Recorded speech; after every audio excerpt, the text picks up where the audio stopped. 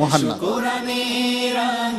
আসসালামু আলাইকুম ওয়া রাহমাতুল্লাহি ওয়া বারাকাতুহু। ওয়ালাইকুম আসসালাম ওয়া রাহমাতুল্লাহি ওয়া বারাকাতুহু। মুহান্নাদ, কেমন আছো তুমি? আলহামদুলিল্লাহ, ভালো আছি। ভালো আছো? জি কাতার প্রবাসী না? জি, বাংলাদেশ কেমন লাগছে তোমার? ভালো লাগছে। বাংলাদেশে তোমার গ্রামের বাড়ি কোথায়? নরসিংদী। একটু তেলাওয়াত তোমার কাছ থেকে আমরা শুনতে চাই। হ্যাঁ, আউযু বিল্লাহি মিনাশ শাইতানির রাজীম।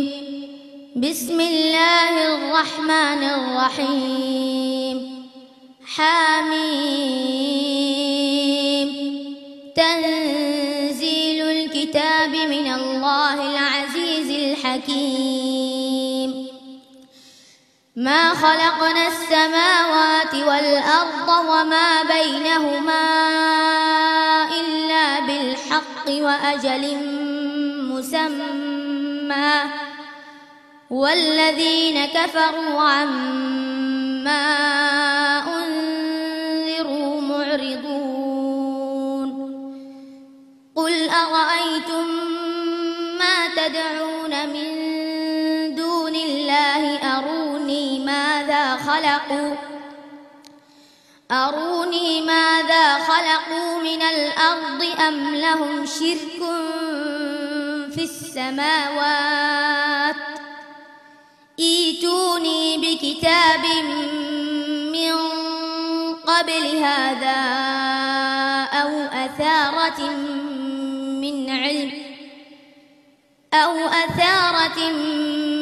من علم إن كنتم صادقين ومن أضل ممن يدعو من دون الله من لا يستجيب له إلى يوم القيامة وهم عن دعائهم غافلون وإذا حشر الناس كانوا لهم أعداء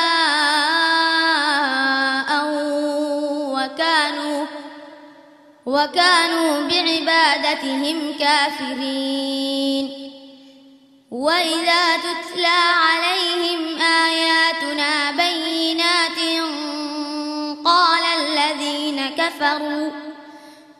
قال الذين كفروا للحق لما جاءهم هذا سحر مبين أم يقولون افتراه قل إن افتريته فلا تملكون لي من الله شيئا هو أعلم بما تفيضون فيه كفى به شهيدا بيني وبينكم وهو الغفور الرحيم قل ما كنت بدعا من الرسل وما أدري ما يفعل بي ولا بكم إن أتبع إلا ما يوحى إلي وما أنا إلا نذير مبين মাশাআল্লাহ। صدق الله العظيم। ছোট্ট বন্ধু মুহান্নাদ, তুমি দেখতে যেমন সুন্দর, তোমার তেলাওয়াতও তেমন সুন্দর। নিষ্পাপ চেহারার মুহান্নাদের তেলাওয়াত কেমন লাগলো বিচারক মণ্ডলীর? প্রথমে আমি জানতে চাচ্ছি হাফেজ কারি মুনিরুল ইসলামের কাছ থেকে। মাশাআল্লাহ মাশাআল্লাহ। তোমাকে একটা প্রশ্ন করি, ওখানে যে হেফজ করো কি বাংলাদেশি শিক্ষক না আরাবিয়ান শিক্ষক? বাংলাদেশি শিক্ষক। আল্লাহ তোমার তেলাওয়াত এবং তোমাকে আল্লাহ কবুল করুক, সামনে এগিয়ে যাও। তোমার মন্তব্য নিষ্প্রয়োজন, তেলাওয়াতে মাশাআল্লাহ অনেক অনেক অনেক ভালো করেছো, ধন্যবাদ তোমাকে। উস্তাদুল হুফাজ। মোহান্নাদকে কি ভাষায় আমি ধন্যবাদ দিব আমি খুঁজে পাচ্ছি না। আলহামদুলিল্লাহ। তোমার বয়স কত? 11 চলে। 11। মাশাআল্লাহ, হাইয়াকাল্লাহ, বারাকাল্লাহ ফিক। তো খুব সুন্দর তেলাওয়াত করেছে। এই বয়সে শ্বাস রাখতে পারে নাই, তারপরও সে ওয়াকফ ইয়াদার নিয়মটা ঠিক রেখেছে। আলহামদুলিল্লাহ, এটা সাংঘাতিক জিনিস।